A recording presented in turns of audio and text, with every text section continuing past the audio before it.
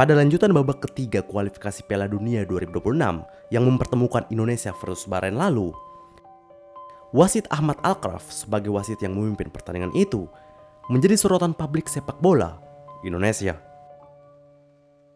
Bagaimana tidak, saat itu ketika memasuki babak injury time dan timnas Garuda sedang unggul 2-1, Bahrain ternyata mampu mencetak gol penyama kedudukan menjadi 2-2.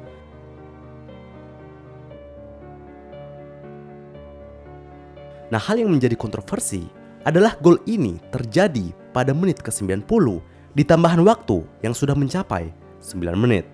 Sementara seharusnya laga ini sudah berakhir dikarenakan penambahan waktu yang harusnya hanya berlangsung 6 menit saja. Jadi berkat keputusan ini, kebanyakan supporter dan juga para penggemar sepak bola tanah air mempertanyakan keputusan kontroversial Ahmad Alkraf itu yang memberikan tambahan waktu yang melebihi durasi dari yang seharusnya. Selamat datang kembali di channel Tofu. Dan di video kali ini kita akan membahas kontroversi antara Bahrain dengan Federasi AFC.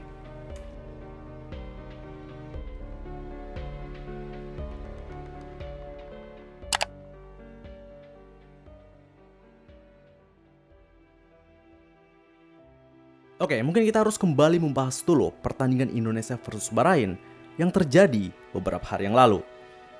Jadi berkat kegaduhan yang kelihatannya semakin membesar, Bahrain mencoba untuk melapor ke Federasi Sepak Bola Asia atau biasa disingkat AFC agar venue pertemuan dengan Indonesia selanjutnya dipindahkan di luar Indonesia dengan alasan keamanan.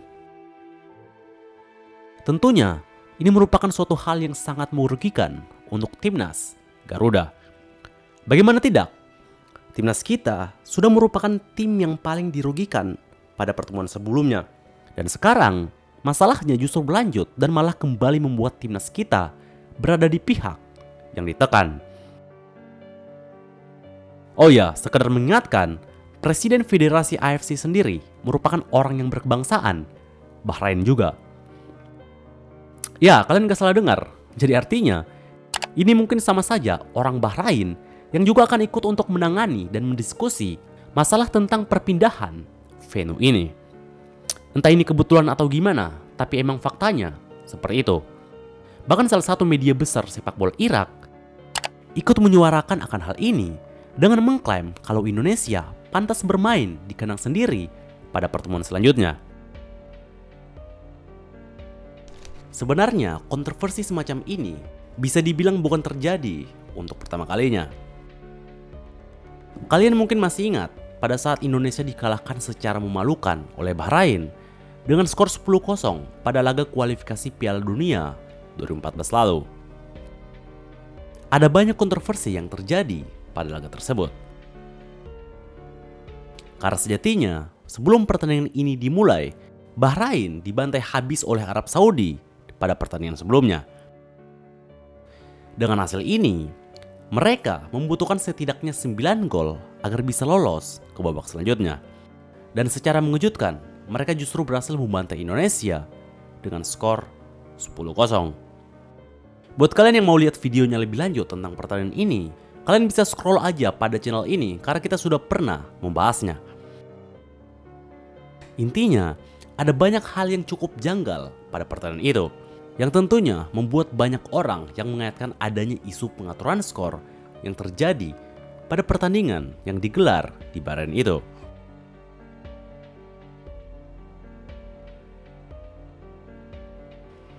Federasi AFC tentu menjadi kelompok yang paling dicurigai mengenai kontroversi tersebut. Namun setelah beberapa saat, mereka mengeluarkan statement dan membantah kalau adanya pengaturan skor yang terjadi di laga itu.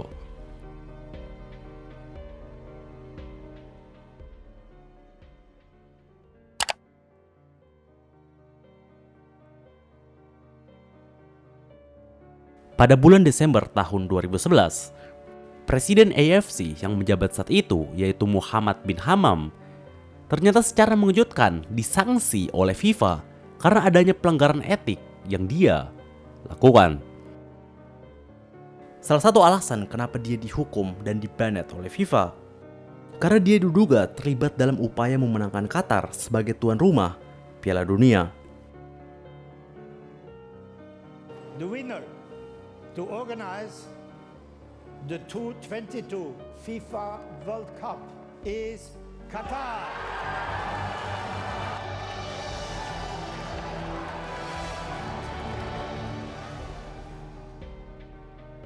Pria yang juga berkebangsaan Qatar itu diduga kuat melakukan penyuapan melalui pembayaran jutaan dolar kepada para pejabat yang memiliki pengaruh dalam pemungutan suara di FIFA.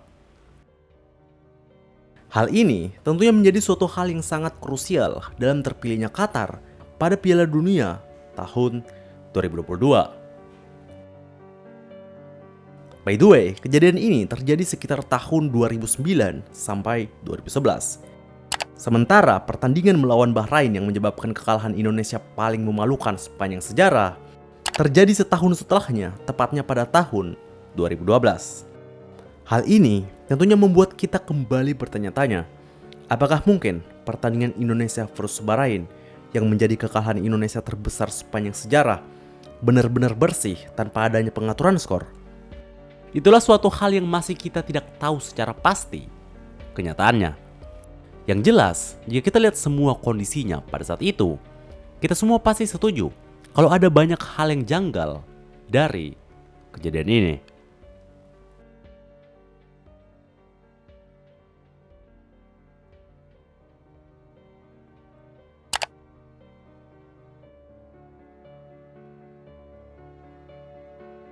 Jadi kejadian-kejadian seperti inilah yang membuat kepemimpinan AFC patut untuk dipertanyakan. Karena sebenarnya masih cukup banyak hal-hal kontroversial yang dilakukan oleh tim nasional dari Timur Tengah dengan negara Asia lainnya. Contohnya kita bisa ambil dari negara-negara raksasa Asia Timur yang sudah terbiasa bermain melawan mereka. Timnas Jepang misalnya. Ketika Super Jepang melihat isu yang terkini dari keputusan wasit Ahmad Alkaf saat memimpin pertandingan Indonesia versus Bahrain, ada salah satu video YouTube yang berbahasa Jepang yang membahas tentang hal ini. Dan pada video tersebut, ada sekumpulan orang yang ikut membela Indonesia di kolom komentar tentang keputusan wasit yang kontroversial pada saat melawan Bahrain itu.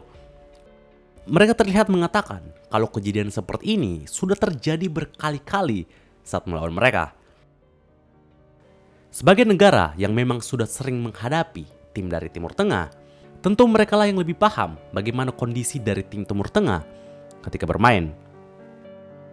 Hal seperti ini juga didapatkan oleh para supporter dari Korea Selatan. Karena mereka juga termasuk dari orang-orang yang speak up atas kontroversi Bahrain beberapa waktu lalu. Sebenarnya, masih cukup banyak lagi yang ingin saya bahas terkait kontroversi semacam ini. Karena saya pikir kita semua tahu, kalau bukan cuma Bahrain, negara yang kelihatannya pernah diuntungkan. Jika kalian melakukan research lebih dalam, sebenarnya ada negara lain dari Timur Tengah atau negara-negara Arab yang sepertinya mendapatkan perlakuan yang serupa. Namun videonya akan panjang banget jika kita akan membahasnya satu persatu. Tapi ya, begitulah keadaannya.